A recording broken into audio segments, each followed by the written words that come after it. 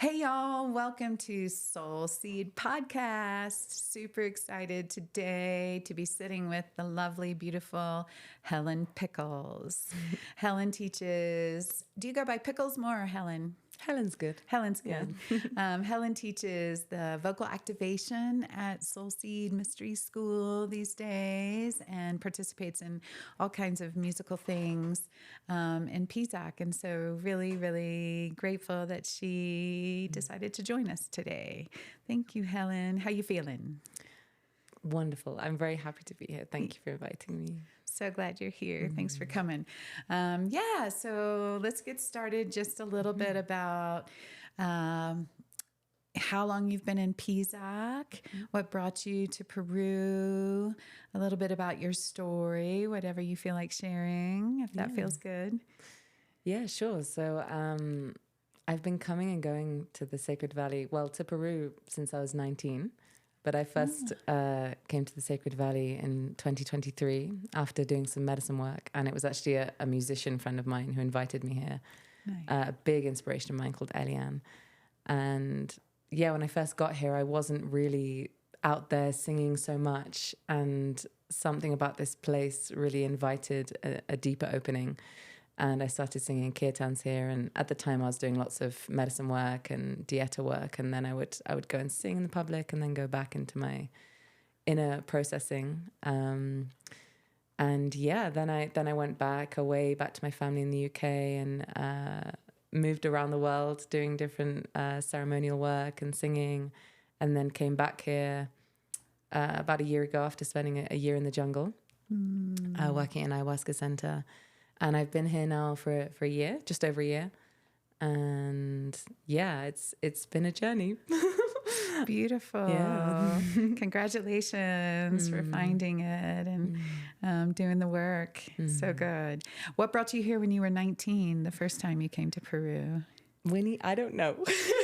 I don't know. This place is a big mystery to me. I remember when I was a kid, I always had a picture of like South America on my wall. I never even knew why. And when I was 19, my parents really wanted me to go to university and study, and I didn't know what I was going to do. And something was just like, you're going to go to Peru. I don't know why. So I came out here and I was in Pisco doing volunteer work and did the kind of backpacker trail. And I didn't know anything about medicine at that time, but this place was like a medicine for me and very difficult. And I said it was so hard. I was here for 6 months and I did some volunteer work in a place called Pisco where they had an earthquake. So we were just building houses. And I said I would never come back here because I was getting like parasites and all these things. But yeah, it drew me back. It seems to draw me. It's not really logical. So yeah, Peru's been a big part of my journey and still is. Yeah. That's so beautiful. And it comes with the pros and the cons, as we all know. And this idea of parasites and challenges in that area. What other challenges have you faced in your Peru relationship? Oh, that's like asking about all my relationships. I love it. It's all the same to me. Yeah. It's been a very clear mirror. It seems to be this mirror that shows me all of my stuff. And it seems to pull it out of me. And until I didn't really have an awareness of this journey when I was first here when I was 19. You know, I remember I'd read The Alchemist and I was in this process of following my heart, but I didn't really understand this idea of objectively looking at the dark, icky stuff, you know, that's inside of me, the patterns. And so I was just in it, you know, and I'm learning more and more the more I diet and the more I do Vipassana and get more distance from my processes, that this place for some reason seems to be like a rapid transformation place. So it brings up all the stuff. And if you've got the awareness and the community and the support to help you through it, then it can be amazing. I think if you can get stuck in it, it can be tricky. But for me, yeah, the singing, the community here, I think that's what's kept me here in PSAC, because the community, you know, things like SolSeed and the people that it tends to attract and the medicine world, everything intertwined seems to be putting me on this beautiful journey with it all. So yeah, I'm super grateful to be here. This place is amazing. It's magic. It is. And it's challenging. It's hard magic sometimes. Yes. I've experienced the same great transformation from my time here. And, Yeah, the mirror. I feel like for me, I see people called here like you and myself and so many others. And I do feel like it's because we signed up on some level to do this kind of deep excavation work. Of course, if we're called to ayahuasca, there's somewhere in us that we're ready to do the deep excavation work. And somehow Peru is such a great reflection to encourage that and support us in that. And yeah, and then communities, so important. We call it, in SolSeed, we call it the psychological gymnasium because it's like we're doing all kinds of like weightlifting, but it's our psychological goo that we're working with. So I feel like, yeah, that's such a beautiful aspect of being here, and you bring such a beautiful presence to the community to work with in that way. So tell me about your history with your voice. Is this something you did as a child? Is it in your family? Does it run in your family? I know a lot of people find their voice with the ayahuasca, or mainly ayahuasca work, right? Is that what it was for you? Tell me about your musical life. Well, this is my favorite thing to talk about. Good. I mean, similar to what I was saying before, it's my voice and it's everything. So when I get to talk about this journey, it feels like the whole journey. And my family are quite musical, but not, I wouldn't say expressed necessarily, but very in touch with it. And I have very clear memories of, like with my dad, we didn't have the most easy communication when I was growing up. He's quite a quiet man, but very creative. And he used to play the piano, and I would kind of communicate with him on the piano. And my mum is also just like this Irish, wonderful woman full of joy. And she always sings in the kitchen, and she used to sing when we were on walks, and we'd sing in the car. So there was a big influence. And I remember there was something in me that always wanted to sing, but I just thought, I can't. I'm not good enough. And this has been my big journey with being worthy and good enough.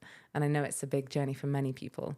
And mine just showed up specifically with the voice. And so when I was kind of growing up, I went on a big journey of trying to be loved and doing everything I could externally to be loved, getting all the perfect grades and doing the sport and doing all this performative stuff. And naturally, I kind of lost a sense of who I was rather than finding. I went on this big journey of losing myself in my teens and even into my 20s. And it got to a point where I was feeling very, very lost and also struggling. I went through a process of having an eating disorder, which was all, again, based around worthiness and perfectionism. I was trying to do everything to control, and look perfect and be perfect. And then eventually that had to break. It kind of snaps. And music was kind of there. Like I played the piano and I did the grades, but it very linear. And I remember thinking, this is so boring. But my teacher she'd be like, you're really good at the feeling. Like I'm a feeler, I'm a big feeler. And I used to really love like putting the feeling into the songs. And the piano is kind of a singer, I feel. So I didn't really ever want to sing with it. But in my 20s, I kind of was going on this healing journey. I was a little bit failed by the Western medical system. So I went off onto my own thing with yoga and was a big reader. So I would read all the books and the mystical books and was finding this connection with mind and body with yoga, which I found would like calm me down. And that led me into Bhakti, like Kirtan. And I kind of stumbled into it again with actually Elian, the same guy who brought me here. He's been a big part of my journey. And I was in Brighton at the time during COVID. And this was, again, a big, I think, spiritual awakening for many people, for me also. And I started going to kirtans and I was just like, what is this? It's like a whole new type of singing, no grades, no perfection required, just like connecting with these deities that I didn't even know about. And I found myself singing in a whole new way from my heart and from my body, something energetic. And was just like, wow, this just feels like medicine. But I didn't even connect it with the old music, like that way of singing. And I also love dancing. So these two things like were kind of coming together.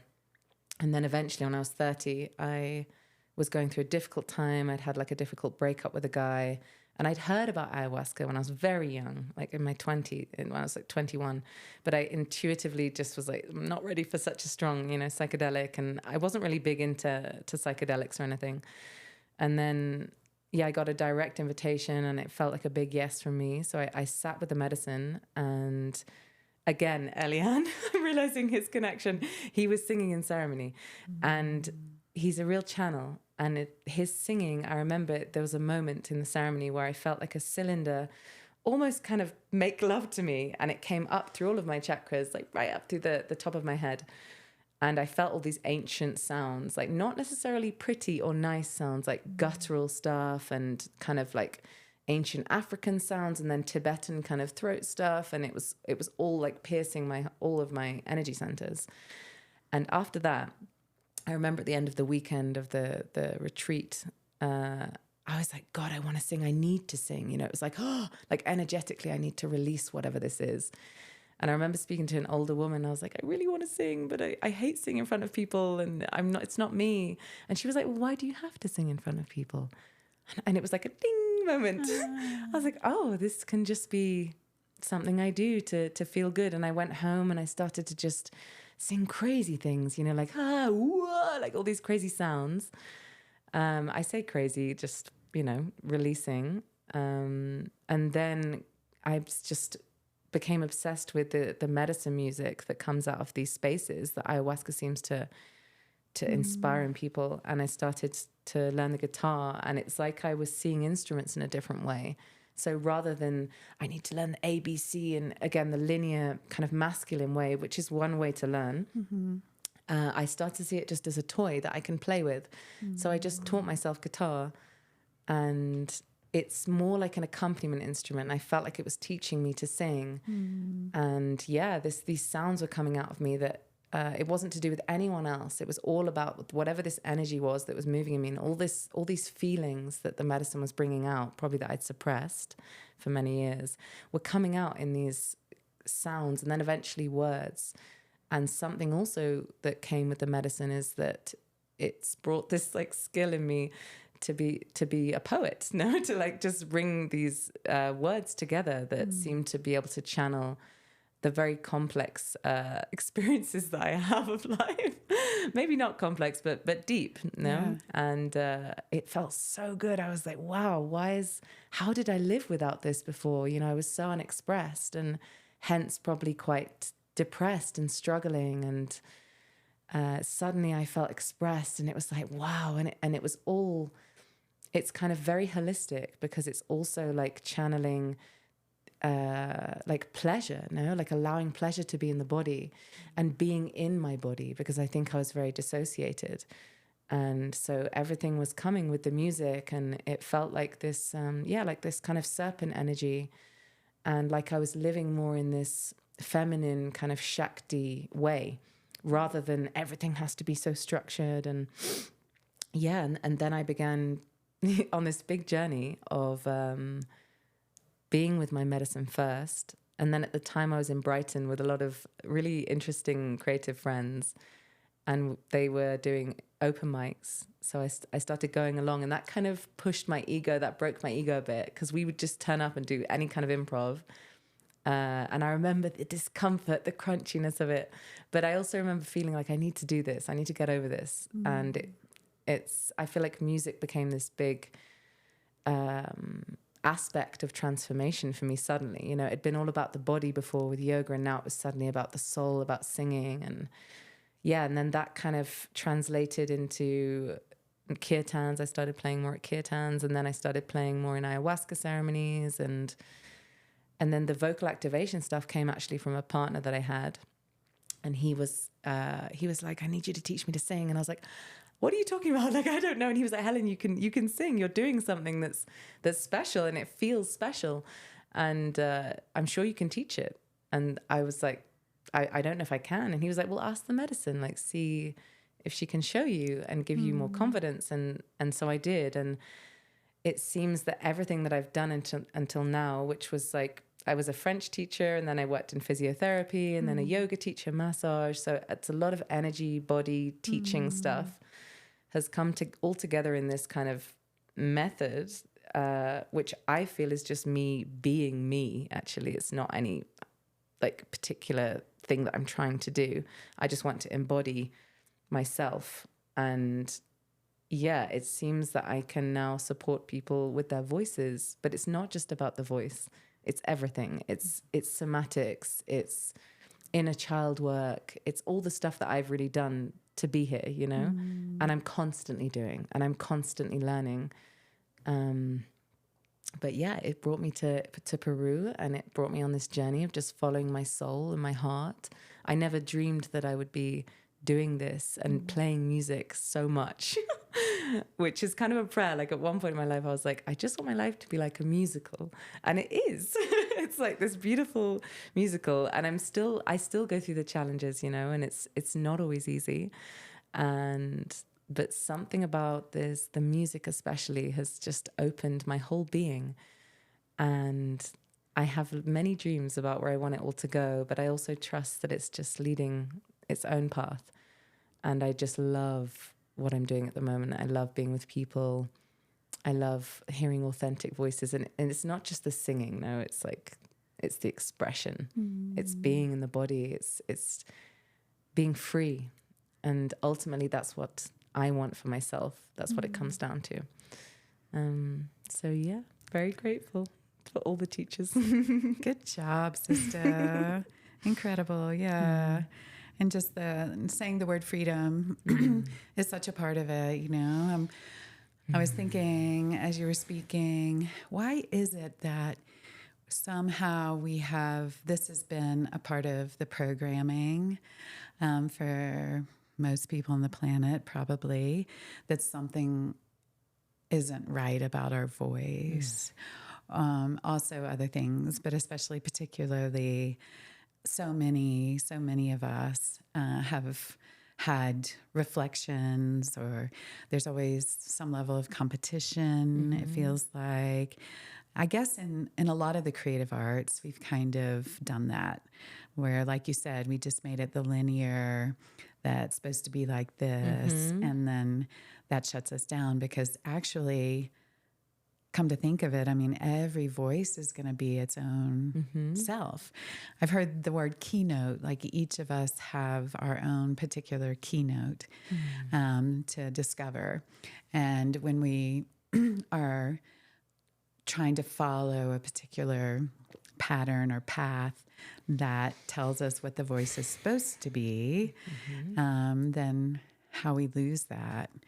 And how amazing that you stepping into finding your voice also has allowed you to heal and grow and expand in these amazing ways, to where you're ready to do the deep excavation or the self-observation.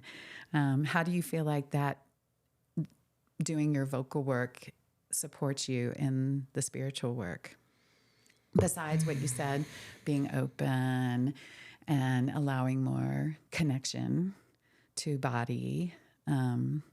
Because I see that. I feel like I see so many people coming out of ayahuasca ceremony, finding their voice for the first time within ceremony, and then how that somehow assists us in doing the deeper work.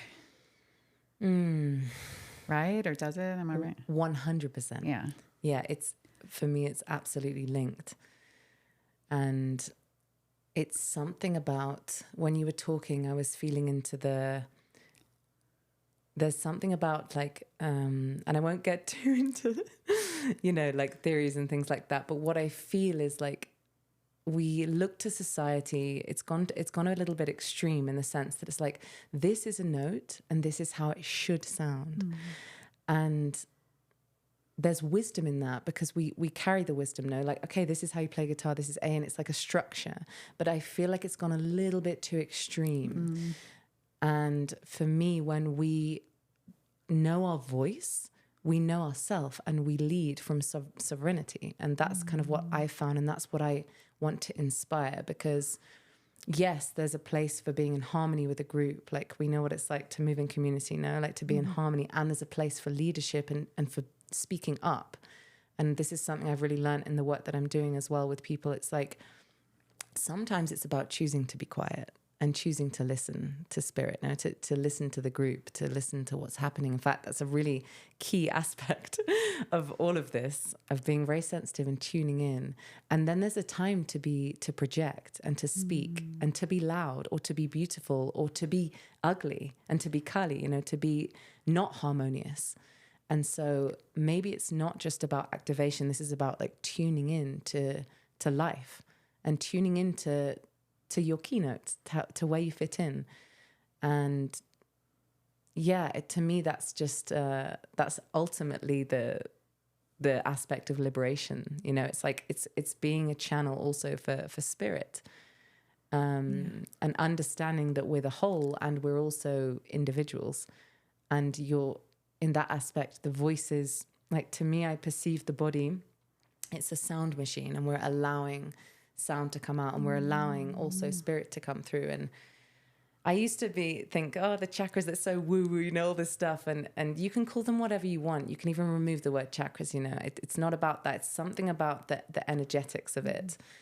And yes, allowing spirit to come up through here, and then allowing it to come out of the heart. And it's something about being a sovereign being and trusting yourself. And that's, for me, it's just intimately linked with music. Like for me, it's a bridge to the divine. Like this is the language of life now, and it doesn't have to be even words. I mean, I can go really, down that route. We could just be talking in gobbledygook and still understanding one another, but it's Dice, malakato. Wawa she. Seka la la la. Okay. Tusa. Yeah. And it's having this confidence, to like, this is my sound and this is what I want you to feel, and I feel like, this story of unworthiness and everything that I went through growing up, like as a woman in England, Catholic, whatever you want, all the conditioning programming that I'm always untangling and unpicking. To find the true way of communicating and being with others. And I think if we want to have any level of impact as well to show up, we have to find our true connection to life and to our voice. And I really think it's a bridge to the divine, which is for me truth in essence, beyond words. I wholeheartedly agree. Divinity is the truth. And so part of the getting our true keynote, our true voice, is then that it's more connected with the divinity we have within, or divinity without. And so coming from a place of divine spirit. At first there was the word. I mean, how potent, the first aspect of Genesis in the Bible is basically that how this amazing creation is created is by the word. And so we right away are spiritually taught how potent it is and how important it is, and really this vibration, and how so much in our world, especially Western world, we just kind of use it without even thinking, right? It's just this thing we do to make us feel like we're contributing, or to make us feel secure in our moment there. And just this, when I got to Peru, I had an interesting ayahuasca ceremony before I came here, where she was in my ears, just cleaning. And I got out of the ceremony and I announced to the group, I'm not going to speak for 3 days. I realized I've never really listened. I've never really been conscious of what my words are how they're going out. It lasted 6 hours, my non-talking. I'm not good at that. But then Spirit Ayahuasca brought me to Ollantaytambo, where I ended up living and partnering up with a local man. And I had zero Spanish and he had zero English. And I was in a world of all Spanish speakers. So I had to shut up. And it was very potent experience to have a sense of what this does for us and how we use it in certain ways, you know. So I feel like that aspect of what you're talking about, of going in and doing the inner work in conjunction with the vocal work, is so key to it all. How do you, when you have a group that come to your class, tell me a little bit about what happens there and what have you seen in different people in terms of transformation or moving from feeling so scared to feeling comfortable in the space of using their voice? How does that, what have you experienced? So many juicy things.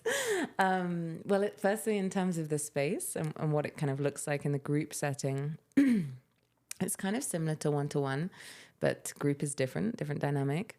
I generally open up what I like to feel, Winnie, at the moment is like how every aspect of my life is integrated. So for myself in my home, it's regularly ceremonial now. I need that structure, to connect me to spirit. And so I do the same thing that I would do at home. I have a little ceremonial space and I open it up, and we start by kind of meditating just to really just come out of the mind. And it's for me as much as everyone else to just drop in and come out of the programming, come out of the ego, come out of trying to control, which can be an element of my own programming. And allowing, like I call in, because we're here in the mountains and I'm here for a reason. So I call them in, the spirits of this valley, because they seem to do something. And even though my Western mind doesn't want to believe in spirits and all these things, there's something here. So I call it in and I connect people with that, and also with the gratitude of being on the lands, just so we can really drop into that, with some directions to kind of ground it in, and the elements. And then we start to just move into the body, because for me that's a really important thing, because we're often, like I said before, my journey has been dissociated, and I think lots of us are, either from trauma or from just living in a world which benefits from us not being in our bodies. So we just come into the body, do lots of stretching, move the fascia, do kind of lots of silly things as well to just break out of the seriousness of being an adult, because lots of us are always like this. An important part of singing is it being open. Yeah. So we start to do like silly things, shake it up, do some dancing. And then I create a structure. And again, this is like how I live my life. Like, structure is needed. And then also just inviting what's present. And everyone shows up and there's a different dynamic. People bring different things. So the general structure I have is a little bit of opening meditation movement. And then we do some like icebreakery things, like describe your morning in sound, switch up the leadership a bit sometimes to get people to lead an arm. And all these things are kind of just to break in, to see what's moving, and to get people into this state of observation and seeing what's coming up. For example, like, does it make you nervous to lead an arm, and why? And does it make you feel weird to pull silly faces, and why? What are we afraid of expressing? So it's kind of like an expression workshop in a way. And generally, sometimes I lead into some improv with the drum, get people to sometimes lie down, or we move around depending on what's moving in the space. And yeah, this is always fun, like doing some improv that's more kind of safely held. So it's not like anyone's performing. Usually people's eyes are closed and we channel into specific themes or something. And it just allows people, again, to express and to be imperfect. And often I like to explore ugliness as well. But there's so many things you can explore now, which leads me into the next question you asked. So what tends to come up? And there's really similar themes, but it's fascinating to me because it's kind of infinite, because we have here in PZAC so many different cultures, so different programming coming into the space. But there are general human themes, which is trying to be perfect, thinking you're not good enough, ideas around what a good voice is. And that's normally something I really like to explore in the group as well, because normally it's when we feel into it, it's actually not about it sounding a particular way. It's normally how it feels in the body. It's about an authenticity, about the way a soul is being expressed. So that tends to come through. There can be like specific beliefs that people have around their voice, that it can only reach here, and by that I mean pitch, like it can only be lower, it can only be high.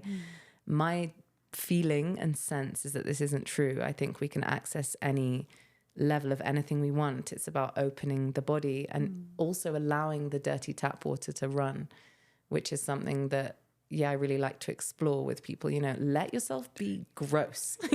Dirty tap Dirty water. tap water. That's Dirty. So Let yourself. good. This is another aspect. So there's a lot of shame around pleasure and around feeling sensual. And this has been a very important part of my journey. Like, I came from a Catholic upbringing, also conservative English, where pleasure, it's not about pleasure. It's about, sex. No sex before marriage, or these kinds of ideas. Whereas actually to sing, to move, to be a human, and to create beautiful sound, I think we have to feel also pleasure, like it's one of the aspects. So there can also be a lot of shame, I've noticed, especially for women, in feeling, but also for men, but mostly it comes up at the moment for women, of like feeling the sensuality, feeling the Shakti, for fear of being too sexy. But actually, for me, this is like a key element of channeling the Divine Mother, and of also being a free, expressed, I can say woman because I'm in a female body, but also man, being in your empowerment. That's another thing that comes up, fear of being too powerful, fear of taking up too much space. And something I like to play with as well is like being the leader of the group. So I sneakily get people to do that, and then being part of the group. So harmonizing and also leading, and kind of dancing between these two things. And it's funny because as I say it to you, it sounds like I've consciously planned these things. I haven't. It just kind of unfolds in the space. And when I see things come out, we kind of play with it. And like I said to you, there's a structure to each like group lesson, but it's always different, and things just emerge, and I'm like, okay, we're working with this now. And I think that's also about my self-trust and my confidence in myself, which is increasing in, with age and with experience. But I'm still facing myself every time. And I share this, like I still face nerves, and I'm noticing it's changing. Even being here with you, I'm like, oh, I feel really chilled. And I think it's because I feel good in my body, and this is what I'm trying to embody and encourage and inspire. And so that's, so you just doing it on your own, then of course that's what creates the space for others. Yeah, that's gorgeous. One thing you mentioned that made me think about the dirty water, I love that, and the ugly. One thing that's so brilliant about Peru is we have festivals all the time, and we have these marching bands, and they'll be totally out of key. Sometimes I've gone to, concerts, and they've got a big fancy band from Lima they're paying a lot of money for, and she's up there totally singing off key. And at first I was just like, oh my gosh, like, poor thing, or wow, nobody's noticing. They don't care.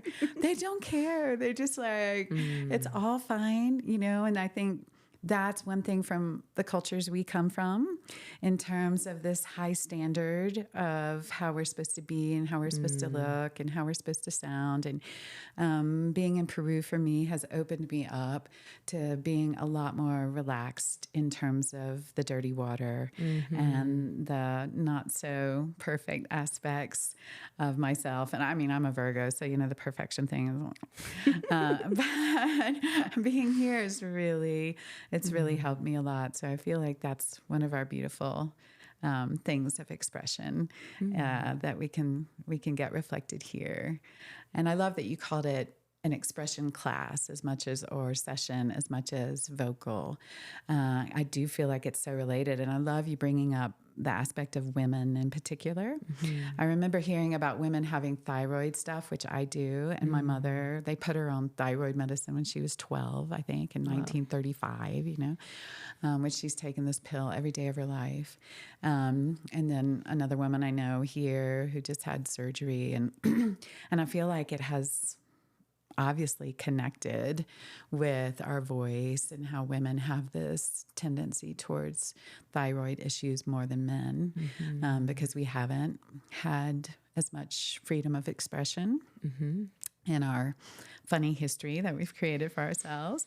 And also that, speaking about just sexuality in terms of the, our yoni and our mouth vocal, they're so connected, right? I mean, I've seen a video of a woman giving birth, and she was just singing instead of yelling. She was just but just sounds and expressions. And this created this easier birth for her, and just that I was like, oh yes, of course. It's all so related to, our two mouths kind of. Yes. Am I saying that on SolSeed podcast? Oh, we can go there. This is the point. This is the point. There's another aspect, which is that when you sound and blend it with pleasure, self-pleasure, it actually increases the pleasure. And it's like, why would we not want more pleasure? Yeah. That's why we want to be encouraging. That's a whole thing. I mean, there's pleasures that get us in trouble. But yeah, I hear you for sure. Being in touch with what feeling and being embodied and just feeling what the feelings are, it's so important as we do this work, for sure.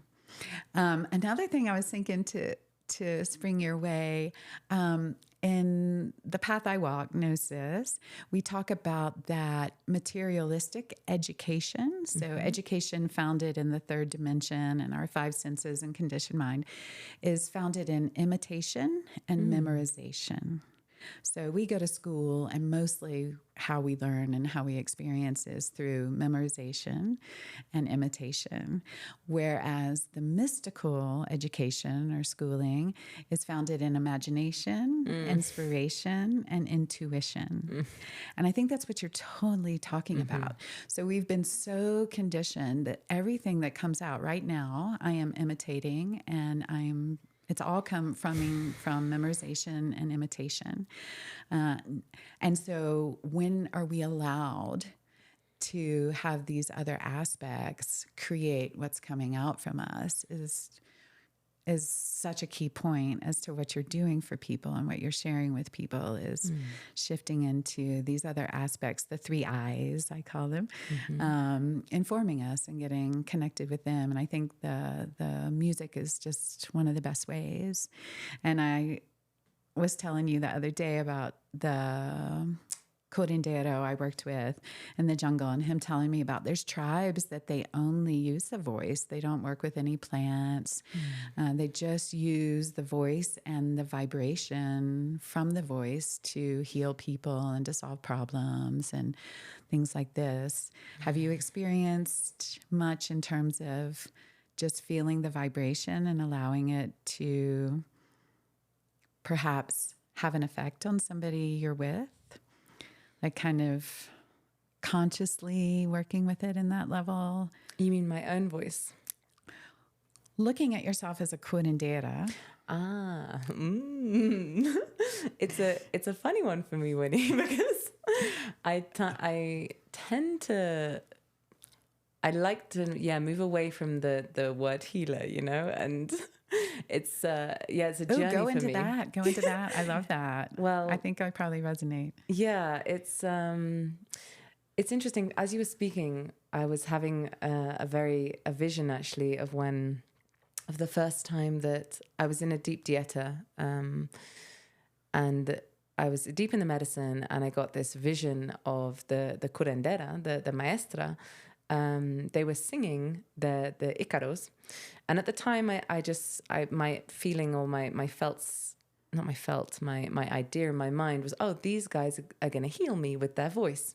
And what I experienced, the direct experience in that moment, it's a bit hard to articulate, but I was seeing the sound come into myself that they were transmitting. And And it was kind of like a timeless feeling, and also a vision. I could see the sound coming into me, and also like the kind of blending of the kind of non-duality of it, the blending of my own sound. And I had this feeling in that moment of, that it's not their song healing me. It's inspiring something in me that I'm able to see and interact with. That's what's happening. Brilliant. So I was having the direct experience now of the music inside of me. And that's totally like shifted the way I see things. I went through the whole ego trip of, I'm meant to be a curandera, I'm meant to be a healer, and had a big, difficult journey with that, but that's a whole other story. But eventually I needed to leave the medicine space for a while just to see, because I could feel my ego getting trapped. I felt trapped by it. And so I was like, no, I want to set myself free with this and just sing. I just want to sing. And what I see and what I feel happening, for example, when I'm at kirtan, or when I'm in a ceremony, or whenever I'm singing with people and they're listening, even at the open mic, I don't see it as like, and I don't feel it as a performance. I feel that I'm like those women were, that's that maestra in that ceremony. I'm singing because it feels good, I'm singing because it feels like everything, because I want to feel the full spectrum. And it feels like I'm connecting to the divine, and it feels like I'm connecting to everyone. And in that respect, it could be seen like a curandera, no? But it's also just me being me. And I think it inspires and helps other people maybe have the experience of what that is. It's quite a hard thing to articulate. I know you do well. And I said to you the other day, I'm not sure where it's all going with me in the music. Like I would love to, I'm getting more into like a space where I'm like, I want to play more now. I think it can be infinitely creative, and I want to have some sort of environment where that's happening somehow, where I can translate that, but I haven't figured it out yet. I trust that it will just happen naturally. And my music is definitely getting weirder and more unique and more peculiar, and that's what I like and that's what I want. So yeah, that's kind of my prayer at the moment. But yeah, I hope that answers your question. It's gorgeous. Yeah. That a curandera is just doing her own healing work, and that resonates out to others around her. It's absolutely beautiful, and I'm totally resonate with that. Also, have you seen the movie Humano by chance? No. It's a beautiful documentary about an Argentinian young man who travels to Peru, and he works with a Quero maestro here in the mountains.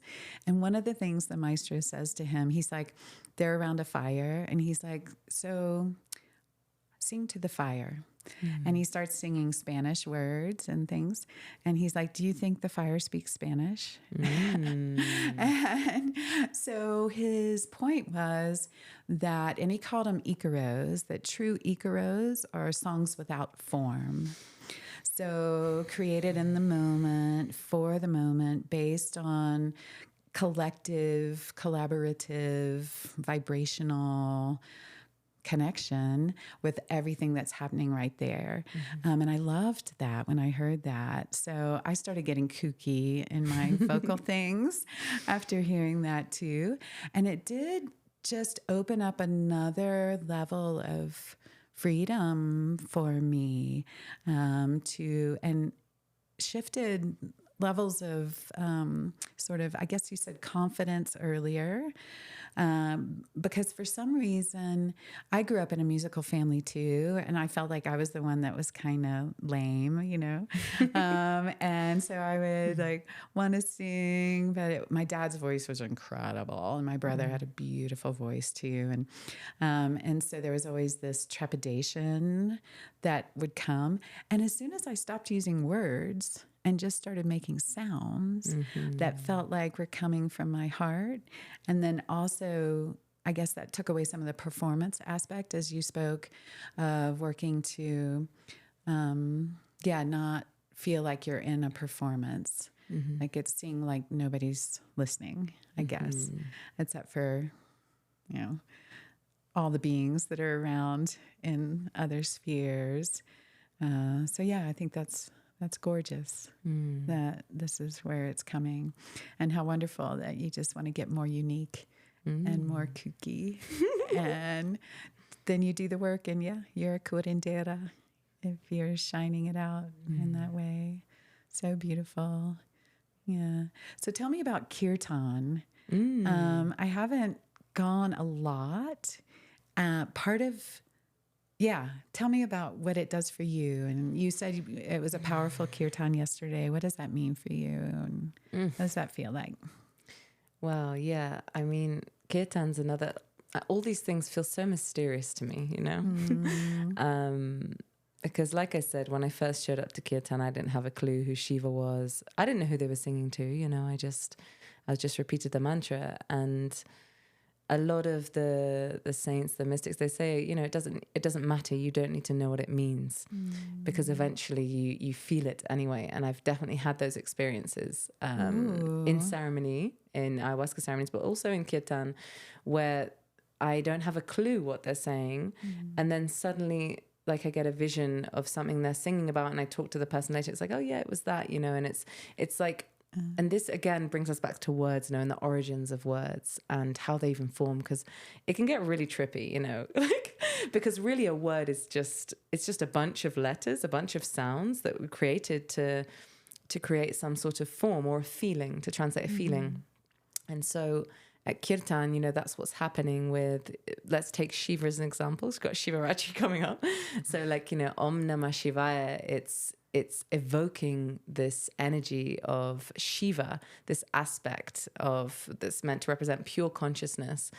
And this is Sanskrit is ancient, no? And there's something about it, Winnie. Like, I don't know. This is just talking from my own experience. Like, I don't pretend to have read all these books about it. I haven't, you know. This is my experience of kirtan and of mantra. And I feel that the more I get in touch with certain. And also that there are certain deities I feel that call to us when we allow it. So the more that I open my being to being receptive to, you know, beings in service of the highest good, please, these deities come in. And for me, I haven't actually connected much with Shiva yet. I'm waiting for that to happen. Although David would say you're always connected anyway. But that's the level of openness, the receptivity now. But for me, it's been more like the goddess, like Kali and Durga, as I've been shedding stuff, they kind of tend to burn away these illusions. So if you want to burn up your karma fast, you want to work with these goddesses, Divine Mother and Lakshmi and Krishna. So the reason I'm sort of talking about that or weaving it in is because, yeah, I think a big aspect of going to kirtan is intuition. If you feel called, go and be open. And when I was talking about a powerful kirtan, it's different every single time. And for me, it's no different to an ayahuasca ceremony. There's just, it can be just as strong. And it's interesting. Normally when I show up, it brings stuff up in me. It brings up resistance, or it brings up some stickiness. And, you know, I think sometimes people see kirtan as this beautiful spiritual people, you know, but it brings up all the human aspects of us. And this is something I've been learning as being part of kirtan groups. You know, that's what it's all about as well, burning that up and learning to sing together and be willing to go through the human. But yeah, it was particularly powerful yesterday. I think because, I don't know, I was feeling very in tune with the group, and I felt like we were more in tune. And it's actually very human. It feels like the more honest and open we are, and the more we do our work, the more we come together, and the more that the deities tend to come in powerfully. And then if we're connected like that, then it naturally brings people into that, you know. And I think people connect. And I've had questions in my mind before of when I've been at a kirtan, like, oh, I wonder if these people know who Ganesha is, and a bit of a judgment, I think, in my mind. And then I'm like, Helen, it doesn't matter. They're here. Let's just move with it, you know. And yeah, people seem to get something from kirtan. There's this community aspect. There's this singing without perfection. There's also seems to bring people into the heart, seems to connect people. I feel also get this high, you know, aspect of these bliss states. And yeah, it's just a beautiful thing. And it's not always easy. I won't pretend that, yeah, I show up and it feels great every week. It often doesn't. It rustles my stuff, like I said, but I always come out like, okay, I did it's it. moved it. Yeah, it's moved things, and it's also changed. It's integrated into my living life now. You know, for example, Kali, let's just use Kali as an example. Like when I have a lot of ick that I'm moving with, I give it up to her, you know, and Ramdas speaks about Kali, this like entity, like she's always here, you know, you just have to call upon her, and it kind of depersonalizes the anger, the shame, the sadness, whatever it is. And he always just says, just give it up, just give it all up to Kali, all of it, you know. So when I'm in those moments now, I'm like, okay, it's time for Kali, you know, and I call her in, and so it's very, very supportive in everyday life as well for me. It's like I haven't really had a choice, actually. And I haven't even been to India, but I would love to go. And I've heard it's similar, like to hearing that, you know, you were talking about the women like singing off key and stuff. I've heard about kirtans in India where they're just like, ah! And everyone's just high, you know, awesome. No one cares. And it's just this expression and connection to the divinity and all these different aspects. So yeah. That's beautiful. Yeah, I guess singing to Kali, we would be a little bit like, Exactly. yeah. You got it down. I'm used to it. Wonderful. That's so great. Yeah, I work with Kali a little bit. I haven't ever been drawn to the yogic path, the Hindu path yet. I love all of them in terms of, I feel like every spiritual tradition is founded in basically the same thing. It's kind of, so I appreciate them all, and I take aspects from different traditions. And Kali is one of my favorite deities to work with, or intelligences, beingness of, other levels. I think she's very powerful and really great for women of this time to work with her, because she's not pretty, but she's effective, and she's chopping off the heads of those little boogers that we don't like, that are, you know, those, oh God, Kali, help. Yeah, exactly. Yes, I love what you just said, that she's not pretty. Yeah, you know. Yeah. And getting in touch with that, gosh, that's been such an important part of my journey, like being the wild woman. And it's needed, I think, in society. Like I feel like it's really important for women to get in touch with that. And I'll talk from my own experience again, you know, like I went through this whole interesting phase of like growing the hairs on my legs, you know, just to do like the opposite thing that I'd been programmed and conditioned, just to see, you know, like I don't judge either way, but it was an interesting process, because I was like at first disgusted by it, and facing that, you know, again, this Kali, like, and then it became like a bit of a wildness, and it did influence my voice. I remember at the time I was singing in this more like wild, like howling to the moon way, and getting in touch with the blood, you know, the like icky, gross things that, but it's important, and it's important for the transformational work to go just as much into the darkness now as into the light. Like and again, I'm getting the images of like the roots of a tree, you know, to have the fruit. It's so important. And the singing, the deities, they all support that, you know, because, and I think this is where, again, like having the structures can be helpful, having the wisdom traditions. Like I've kind of pushed it away a bit, because I'm like, I want to have my own direct experience of life, and it has to all come from me. But I'm open, you know, to receiving whatever's going to support. And I'm actually starting to see lately how, the wisdom, it comes in and it supports, and it gives us a map, no, to on our journey. So I'm opening to traditions, but not giving my power away to them. Yeah, if it doesn't resonate, you know? Yeah, for sure.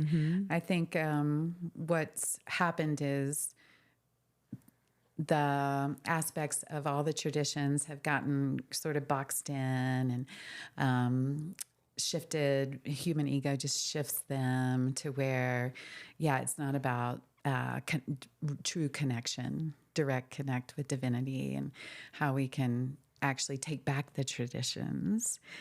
Speaking of which, I love the Western tradition, and seeing it as kind of Egypt to ancient Egyptian mysticism, I guess you could say, to Judaism, and then to Christianity. And would love to have kirtan style, where we're singing some of the good gospel songs and some of the good hymns and some of the chants from the Hebrew tradition. It would just be fun to kind of investigate that a little bit. I would love someday just planting a seed. I would love that too. Yeah. I love gospel. Me too. I mean, I grew up in Georgia, like it was there, and you love it too? Yes. Yeah, you got some in England? I'm sure we do. Yeah. But there's something about those songs that they're so soulful. Yeah. So soulful. Yeah. And when you're talking, I'm like, there's so many aspects to music, no? Because I was feeling into like those lovely Hebrew, like, the ancient, like Sufi kind of almost wailing are so deep. Yeah. And then the kind of the Christic, like, I see it as like, I don't know, angelic, like operatic. Wow, it's the aspects of music are just so beautiful. Yeah. Yeah. And the traditions. Yeah. The Gregorian monk. Oh, wow. Chants, Yes. Yeah. So I listened to one, it's Hallelujah, that I listen to go to sleep a lot. And it just feels so like, it just kind of puts my whole bedroom and sleep space in this protective bubble of connection when I listen to that as I'm going to sleep. So yeah, the power of song and voice and expression when it's connected with divinity is incredible. We used to have a little thing on our wall in my parents' house that said, when you sing, you pray twice. Yeah. Yeah, I feel the truth of that. Yeah. Just the vibration. And also when I first landed here, people would talk about how did they move those big rocks, the Incas? And some suggestions is sound vibration. And you hear, the aspects of certain monks in different places moving things and shifting things, physical things, big rocks or things with sound vibration. So the power of what all this is just, so beyond what we recognize right now, I think. Yes. And I just feel to say in this moment that, it's, I think a big block for many people with singing is, it doesn't sound, it's like, it doesn't sound good. I don't sound good. And I'm like, good. It's like what we said about the dirty tap water and about this transformational alchemical element of singing. Like every week I show up to Kit, and like I said, stuff comes up and I often have to go, I can feel it. And then the moment we just allow it, just keep going, this one mantra, these repetitive, old, ancient sounds tend to move stuff, and it allows the flow to come back. So I think it's so important, and I always emphasize that, to let the ugliness be. Let it be and allow it to transform you, like the rocks, like allow yourself to be like rock, to be moved and alchemized with the sound. Super precious. Thank you for saying that. Yeah.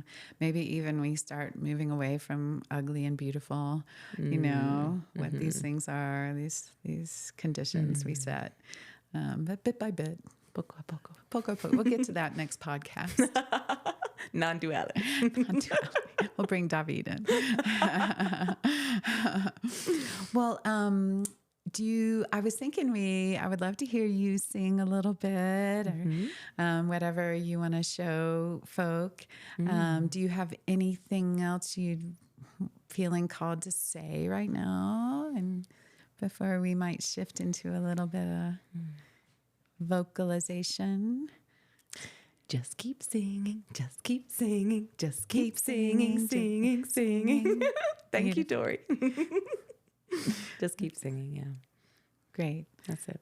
That's what we'll call this podcast. Perfect. Just keep singing with Pickles. I love it. Sounds good. Yeah. Okay. Well, you want to sing? Just keep singing? Yeah, I'm feeling to just sound whatever's present. Wonderful. We've got Poser here. Yeah. Got a few inspirational things. Yeah. Nice. So I'm just going to connect with my breath, my womb.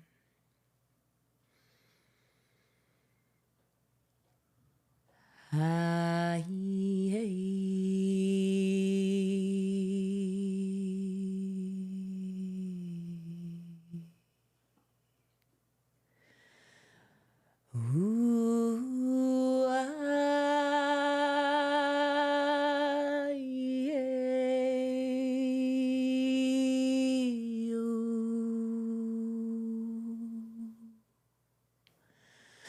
Why-yo,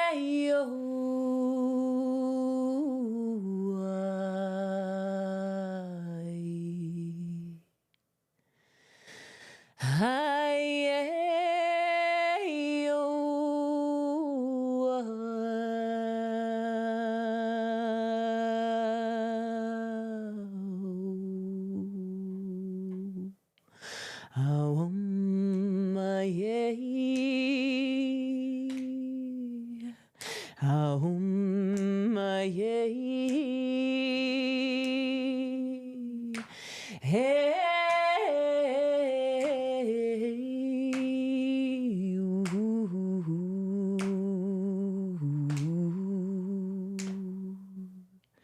singing on the sofa, inspired by Poser. Unbelievable things continuously happening. And when we sing,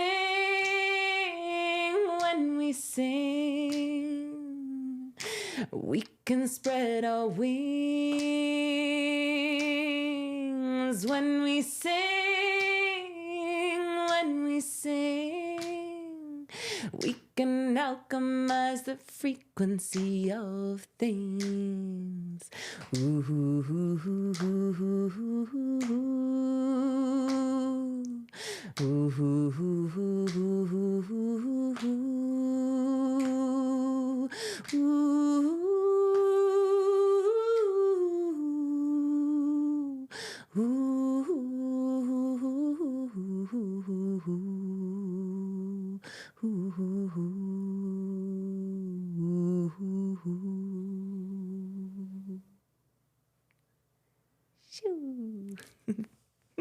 Thank you, Gracias. beautiful Helen Pickles. Thank you, Winnie. So great. Not a lot of ugliness right there. Beautiful. I'll show you another day. Yeah. Well, next time. Yeah, we'll get the drums.